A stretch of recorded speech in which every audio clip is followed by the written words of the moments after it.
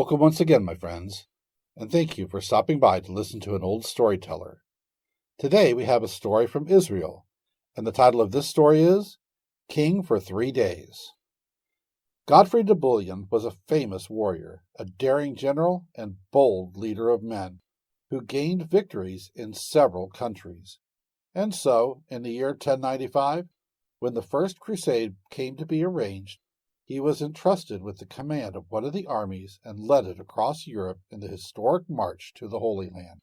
Like many a great soldier of his period, Godfrey was a cruel man, and above all, he hated the Jews. In this, our holy war, he said to his men, we shall slay all the children of Israel wherever we shall fall in with them. I shall not rest content until I have exterminated the Jews. True to his inhuman oath, Godfrey and his soldiers massacred large numbers of Jews. They did this without pity or mercy, saying, "We are performing a sacred duty, for we have the blessings of the priests on our enterprise." Godfrey felt sure he would be victorious, but he also wanted to obtain the blessings of a rabbi. It was a curious desire, but in those days such things were not considered at all strange. And so Godfrey de Bouillon sent for the learned Rabbi Solomon ben Isaac, better known by his world-famed name of Rashi. Rashi, one of the wisest sages of the Jews, came to Godfrey, and the two men stood facing each other. "Thou hast heard of my undertaking to capture Jerusalem," said Godfrey, haughtily. "I demand thy blessing on my venture." "Blessings are not in the gift of man. They are bestowed by heaven on worthy objects," answered Rashi. "Trifle not with words," retorted the warrior, "or they may cost thee dear. A holy man can invoke a blessing." But Rashi was not afraid. He was becoming an old man by then, but he was as brave as the swaggering soldier, and he faced Godfrey unflinchingly. "I can make no claim on the God of Israel on behalf of one who has sworn to destroy all the descendants of his chosen people," he said. "So-ho!" exclaimed Godfrey, "you defy me!" But he stopped his angry words abruptly. He had no wish to quarrel with any holy man, for that might make him nervous. And nervousness, then, was misunderstood as superstition. Besides, the rabbi might curse him. "If you will not bless," he said, "perhaps you will deign to raise the veil of the future for me. You wise men of the Jews are seers and can foretell events. So they say. 100,000 chariots filled with soldiers brave, determined, and strong are at my command. Tell me, shall I succeed or fail?" "Thou wilt do both," Rashi replied. "What do you mean?" demanded Godfrey angrily. "This: Jerusalem will fall to thee. So it is ordained, and thou wilt become its king." "Ha ha! So you deem it wisest to pronounce a blessing after all," interrupted Godfrey. "I am content." "I have not spoken at all," said the rabbi gravely. 3 days wilt thou rule, and no more." Godfrey turned pale. "Shall I return?" he asked slowly. "Not with thy multitudes of chariots. Thy vast army will have dwindled to 3 horses and 3 men when thou reachest this city." "Enough!" cried Godfrey. "If you think to affright me with these ominous words, you fail in your attempt. And hearken, Rabbi of the Jews, your words shall be remembered.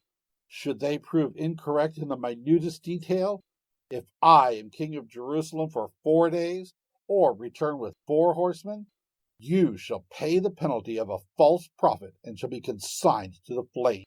Do you understand? You shall be put to death."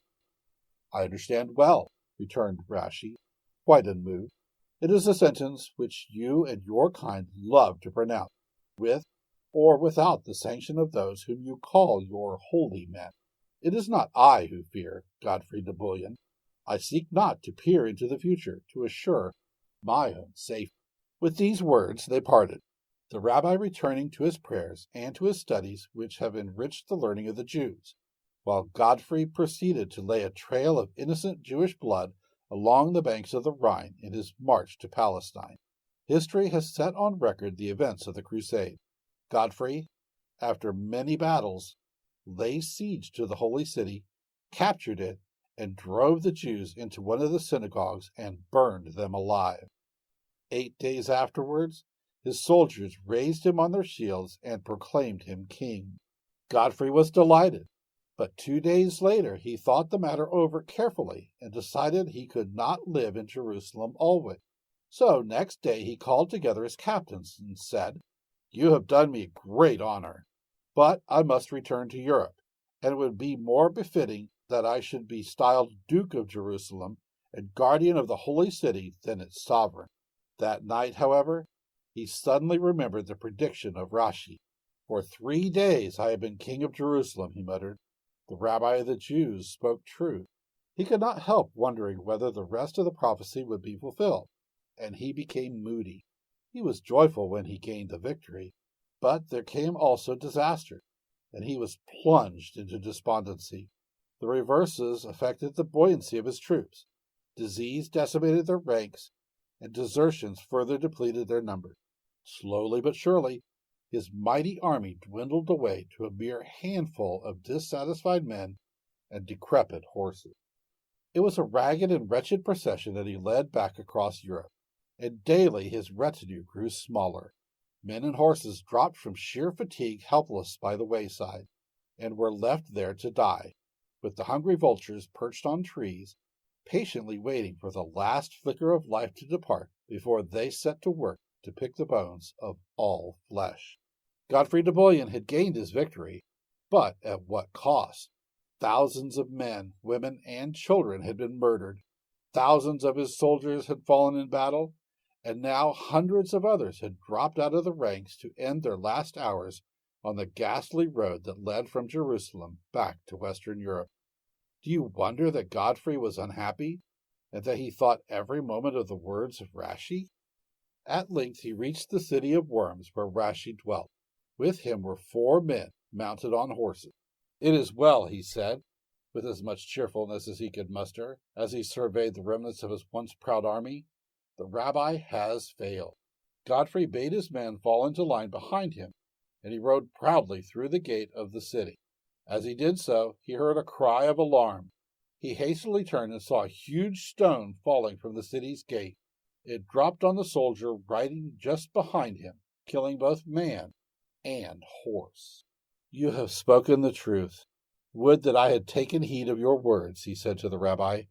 "I am a broken man. You will assuredly achieve great fame in Israel."